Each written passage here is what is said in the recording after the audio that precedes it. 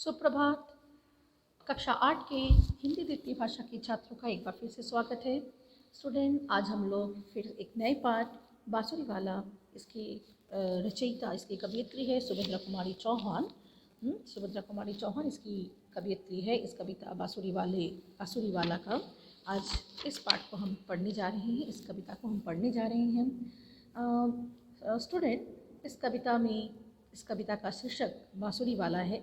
इस कविता को शुरू करने से पहले मैं ज़रा इसके संबंध में बता दूं। इस कविता में एक छोटा सा बच्चा जो अपनी माँ से जिद करता है कि उसे उसकी माँ बांसुरी ला कर दे। यह जो छोटा सा बच्चा है, यह बच्चा श्री कृष्ण की बाल वर्णन से, श्री कृष्ण की बाल्य कथा से, श्री कृष्ण के बाल्य रूप से बड़ा ही मोहित हो चुका है और वो कृष्ण की तरह ही खुद को भी बदलना चाहता है और कृष्ण की तरह बनना चाहता है। कृष्ण के सभी, जिस तरह से कृष्ण जो सारे सामानों को लेकर हमेशा वो ग्वाल बालकों के साथ गाय को चराने जाते थे, कृष्ण के साथ हमेशा बांसुरी हुआ करती थी, ठीक है, उनकी वंशी की धुन दूर दूर तक गूंजा करती थी। तो ये बालक भी जो है वो बांसुरी चाहता है, वो भी कृष्ण की तरह बनना चाहता है, वह भी कृष्ण बनना चाहता है। कृष्ण अपने बांसुरी के साथ साथ उनके पास उनकी लकुटियाँ होती थी, मतलब लाठी होती थी। कृष्ण के काले कंबल, कृष्ण का बांसुरी, कृष्ण की लकुटियाँ, और जो है कृष्ण अपने साथ जो है अपने ग्वाल बालकों को, ग्वाल बालक उनके जो सखा हुआ करते थे, उन सखाओं को लेकर गायों को चराते थे। तो वो बिल्कुल कृष्ण की तरह बनना चाहता है ये बालक। तो ये अपनी इच्छा प्रकट करते हुए कहता है, अपनी बांसुरी लेने की इच्छा प्रकट करते हुए अपनी माँ से कहता है, अम्मा मुझे बांसुरी ले दो, मैं भी उसे बजाऊंगा।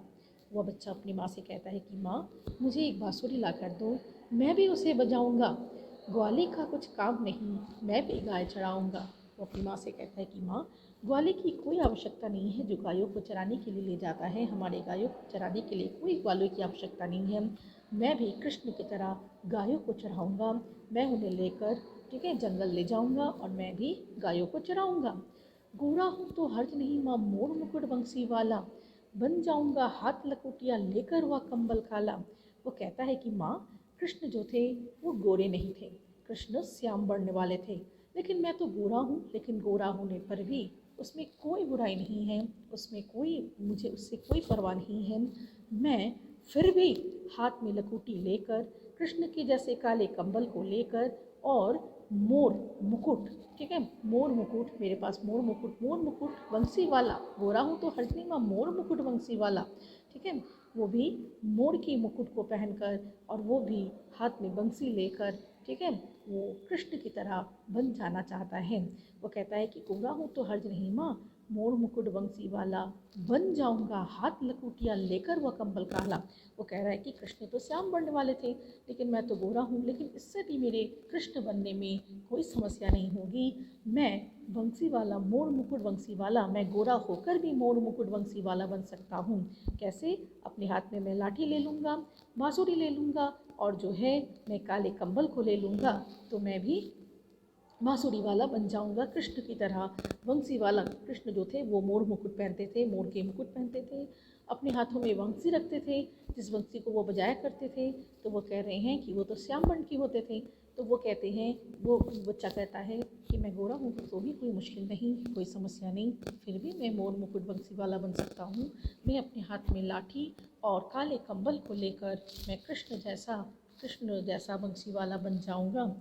जिसे धूप में बिठाकर कभी कभी लिखती हो तुम। वो अपनी माँ से कहता है कि माँ वही काले कंबल, जिस कंबल को कभी कभी तुम धूप में नहीं, जिस कंबल को तुम धूप में बिछाकर बैठती हो और उस पर बैठकर कभी कभी तुम लिखती भी हो, बिल्कुल वही काले कंबल को मुझे लेना है। गैया दूधती हुई यशोदा मैया सी दिखती हो तुम। और वो कहता है, बालक अपनी माँ से कहता है कि माँ यशोदा माँ जो थी वो गाय धोती है, गैया दूधती हुई यशोदा मैया से दिखती हो तुम। माँ तू जो हो, तू भी जो हो, तू भी बिल्कुल यशोदा माँ की तरह दिखती हो, तू मेरी माँ हो। लेकिन जिस तरह से मैं कृष्ण की तरह लगता हूँ, मैं जिस तरह से कृष्ण बन जाता हूँ, तू भी जो है यशोदा मैया से दिखती है, यशोदा मैया की तरह ही तू मुझे लगती है।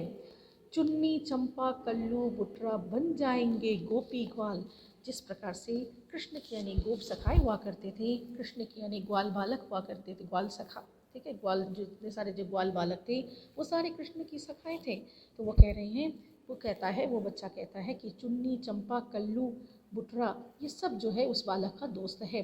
उस बालक ये सारे इसके मित्रगण हैं। तो चुन्नी, चंपा, कल्लू, बुटरा, ये सब जो है, ये जिस तरह से कृष्ण के सखा हुआ करते थे, कृष्ण की गोप सखाए हुआ करते थे, बिल्कुल वैसे ही ये सारे गोपी बालक हो जाएंगे। ये चुन्नी, चंपा, कल्लू, बुटरा, ये भी कोई साधारण बालक नहीं रहेंगे, ये भी मेरे गोपी, ठीक है। ये सारे जो हैं, ये मैं जिस तरह से कृष्ण बन जाऊंगा उस तरह से ये सारे जो हैं ये गोपी ग्वाल हो जाएंगे। और इस तरह से ये बच्चा, ये बालक अपने आप को कृष्ण बनाना चाहता है, अपने आप को कृष्ण से, अपनी तुलना कृष्ण से करता है। माँ तुम मही बनाना, माखन मुझे खिलाना, मिश्री डाल। और वो माँ से कहता है कि माँ जिस तरह से यशोदा मैया, ठीक है, जिस तरह से यशोदा मैया जो थी, यशोदा माँ जो थी, वो दूध मतलब वो गायों को दूहती थी, गायों को दूह कर वो दूध निकालती थी, फिर वो माखन बनाती थी, ठीक है, उससे माखन बनाती थी, मट्ठा बनाती थी, मही मतलब मट्ठा, कि माँ तुम भी माता यशोदा की तरह मट्ठा बनाना और माखन भी बनाना, और मुझे मिश्र डालकर जिस तरह से यशोदा मैया अपने कृष्ण को खिलाती थी, तो भी मुझे बिल्कुल उस तरह से खिलाना। वो अपनी माँ से इस तरह से अनुरोध करता है, प्यार से अपनी माँ से वो आग्रह करता है। वो बालक खुद भी कृष्ण बन जाना चाहता है, और वो अपनी माँ को भी यशोदा मैया सा उसे प्रतीत होने लगती है उसकी माँ, और वो अपनी माँ को भी यशोदा मैया की तरह ही काम करने और यशोदा मैया जैसे ही उन सारी बातों को अपनाने कहता है। यशोदा मैया जो सारी काम करा करती थी, वो सारी काम वो अपनी माँ को करने के लिए वो ज़िद करता है। यूँ कुछ दिन करते करते जो ही कुछ बढ़ पाऊँगा, बैठ किसी रथ पर गोकुल से मैं भी मथुरा जाऊँगा। वो बालक कहता है, एक दिन कृष्ण इस तरह से पहले तो वो बच्चे थे, और कृष्ण जो थे ये गायों को चराया करते थे, बंसी बजाया करते थे और गोप बालकों के साथ खेला करते थे। फिर धीरे धीरे कृष्ण बड़े हो गए। बिल्कुल मैं भी, बालक कहता है, बिल्कुल मैं भी बंसी बजाया करूँगा, मतलब मैं भी जो हूँ बंसी बजाया करूँगा, गायों को वन में ले जाकर चराया करूँगा, ठीक है, और अपने दोस्तों के साथ खेला करूँगा, और एक दिन मैं भी बड़ा हो जाऊँगा। ऐसे करते करते एक दिन ऐसा आएगा जब मैं बड़ा हो जाऊँगा, और जैसे ही मैं बड़ा हो जाऊँगा, किसी दिन मैं भी कृष्ण की तरह किसी रथ पर बैठकर गोकुल से मथुरा चला जाऊँगा। जो लड़ने आएंगे कुश्ती मैं उन्हें हरा दूंगा। वो कहता है, जिस प्रकार कृष्ण गोकुल से मथुरा चला गया था, और गोकुल से मथुरा जाकर वहाँ पर वो जहाँ भी अन्याय देखता था वो उस अन्याय का विरोध करता था, लड़ता था। तो वो कहता है कि जो भी मुझसे कुश्ती लड़ने आएगा मैं उन्हें मार कर हरा दूंगा, कुश्ती में हरा दूंगा। मार कंस मामा को, असुरों को मैं भी खूब डरा दूंगा। और जिस तरह से कृष्ण ने कंस मामा को मारा था, असुरों को मारा था, और पूरे मथुरा के दुष्ट लोगों को डराया था, बिल्कुल वैसे मैं भी दुष्ट लोगों को डरा दूंगा, ठीक है। और मैं भी जो हूँ सब दुष्टों को मारूंगा, असुरों को मारूंगा, दुष्टों को मारूंगा और सबको डरा दूंगा। पर माँ एक बात बतलाओ, क्या मामा मथुरा में है? फिर वो अपनी माँ से पूछता है कि माँ, जिस तरह से कृष्ण के मामा मथुरा में थे, क्या मेरे मामा भी मथुरा में हैं? कंस सरीखे वे भी क्या माँ सचमुच बहुत बूढ़े से हैं? फिर वो बच्चा मन है, यहाँ पे बाल सुलभ मन हम देखते हैं, क्योंकि कृष्ण के मामा मथुरा में रहा करते थे। तो वो फिर पूछता है कि क्या माँ वो मेरे जो मामा हैं वो भी क्या कंस सरीखे, कंस के समान है क्या माँ? क्या वो भी बहुत कंस के समान बूढ़े हैं माँ? मामा बूढ़े ना होंगे तो मैं उनसे मिलने जाऊँगा। अगर मेरे मामा अच्छे हैं, बुरे नहीं हैं, तो मैं उनसे मिलने जाऊँगा, उनके पास जाऊँगा, और ज़रूरत समझी तो कुछ गीता उन्हें पढ़ाऊँगा। और अगर मुझे लगा कि मेरी मामा को गीता की आवश्यकता है, गीता की शिक्षा की आवश्यकता है, अगर मुझे ज़रूरत लगा तो मैं उन्हें गीता भी पढ़ाऊँगा।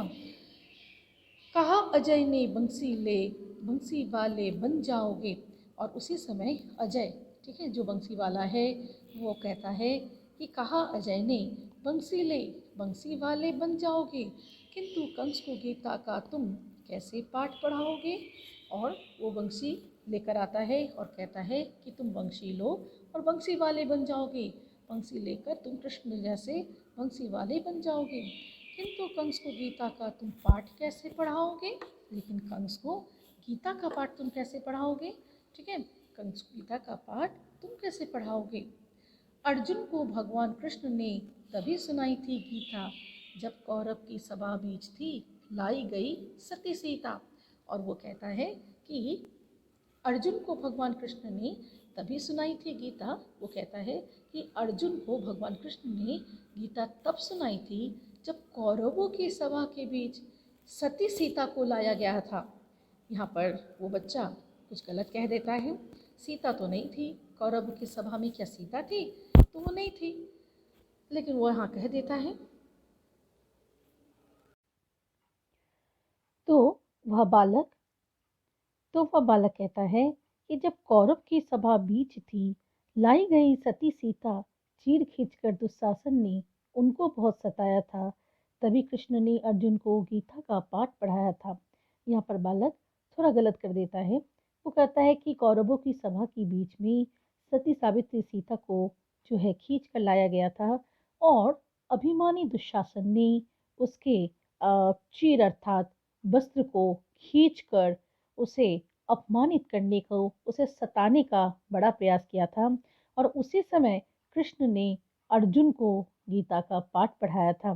तो यहाँ पर वो थोड़ा गलत कर जाता है। कौरवों के सभा के बीच में सती सावित्री सीता नहीं बल्कि द्रौपदी लाई गई थी। ठीक है, और द्रौपदी के चीर हरण या वस्त्र हरण कर उसे अपमानित करने की कोशिश की गई थी दुशासन के द्वारा। तो इस बात को वो थोड़ा गलत कह देता है। जी बोली, पगले हो तुम, इसका तुमको ध्यान नहीं, किसने गीता किसे सुनाई? जीजी मतलब उसकी दीदी। उसकी दीदी कहती है कि तुम क्या कह रहे हो? क्या तुम पगले हो? तुम्हें ये भी नहीं मालूम कि गीता किस समय सुनाया गया था और किसने किसको सुनाया था? फिर वो कहती है, इतना भी तो ज्ञान नहीं, सीता तो थी रामायण में, रामचंद्र जी की रानी। फिर उसकी जीजी उससे कहती है कि तुम्हें इतना भी नहीं मालूम कि सीता तो रामायण में होती है, सीता तो महाभारत में नहीं होती है। कौरवों की सभा के बीच में सीता क्यों? वहां तो द्रौपदी होगी। सीता तो रामायण में हुआ करती है जो कि रामचंद्र जी की रानी है। चिर द्रौपदी का खींचा था दुशासन ने अभिमानी। और उसकी जीजी उसे उसकी गलती को सुधार देती है और कहती है कि द्रौपदी के चीर को खींचा गया था और वो खींचने वाला कौन था?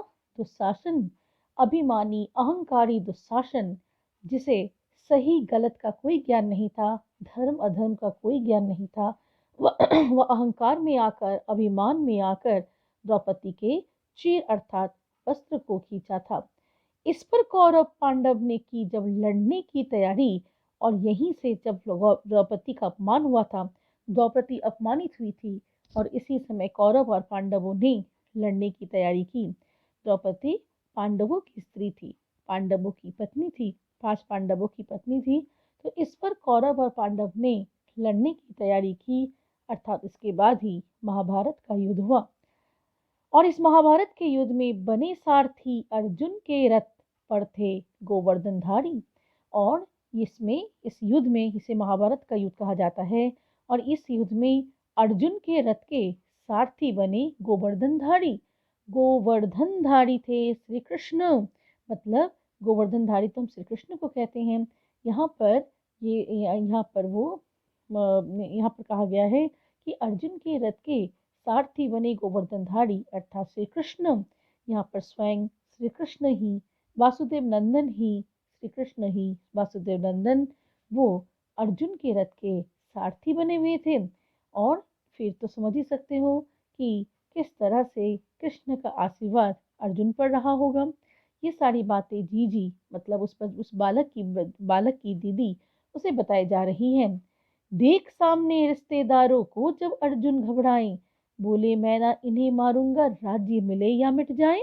और जब अर्जुन युद्ध के लिए, महाभारत के युद्ध के लिए जब वो युद्ध के स्थल पर जाता है, वहां अपने विरोधी दल में, विरोधियों में अपने रिश्तेदारों को ही देखता है, अपने सगे संबंधियों को देखता है, अपने अपने मतलब अपने खून के रिश्ते को देखता है। जब वो रिश्तेदारों को विरोधी के रूप में अपने सामने खड़ा हुआ देखता है, उसमें अर्जुन कहता है, अर्जुन घबरा जाता है। अर्जुन घबरा कर कहता है कि ये तो मेरी अपनी है, ये तो मेरे सगे संबंधी हैं, ये तो मेरे रिश्तेदार हैं। मैं राज्य पाने की लोभ में, राज्य पाने की लालच में मैं इन्हें मार नहीं सकता। भले ही मुझे राज्य ना मिले, भले ही मुझे जमीन ना मिले, मिट्टी ना मिले, काम बिगड़ता देख कृष्ण ने गीता उन्हें सुनाई थी। अब जीजी जो है बालक को कहती है कि किस समय गीता सुनाया गया था। और ऐसे में क्या होता है कि अर्जुन एकदम से अपना हाथ उठा देते हैं कि वे युद्ध नहीं करेंगे, उन्हें युद्ध नहीं चाहिए। और उसी समय जीजी मतलब युद्ध नहीं करेंगे इस तरह का, ठीक है। तो इस घटना को जीजी जो है बताते जाती है, अपने भाई को बताती है, ठीक है। और अर्जुन की घबराहट को भी बारे में भी बताती है। काम बिगड़ता देख कृष्ण ने गीता उन्हें सुनाई थी। और जीजी फिर उसे कहती है कि जब कृष्ण ये देखते हैं कि अर्जुन जो है वो लड़ने से इनकार कर दे रहा है, लड़ना नहीं चाह रहा है, किंतु लड़ाई तो बहुत आवश्यक थी, क्योंकि इसी लड़ाई के पश्चात अधर्म का विनाश होगा और धर्म का उद्भव होगा। तो ये युद्ध बहुत आवश्यक था, अधर्म पर धर्म की विजय के लिए बहुत आवश्यक था। तो उसके बाद क्या होता है कि ये मतलब कृष्ण जब देखते हैं कि काम बिगड़ चुका है, अर्जुन मानने के लिए तैयार नहीं है, तो अर्जुन उसे, ठीक है, तो उस समय अर्जुन कृष्ण उसे, ठीक है, अर्जुन को और फिर से वो ना उसे घबराने के लिए कहता है और हाथ में तलवार उठाने के लिए कहता है और लड़ने के लिए कहता है। तो स्टूडेंट, मैं ये मानती हूँ कि इसको ज़रूर तुम लोग समझ गए होंगे और अच्छे से समझ गए होंगे। तो फिर आज यहीं तक। धन्यवाद स्टूडेंट्स।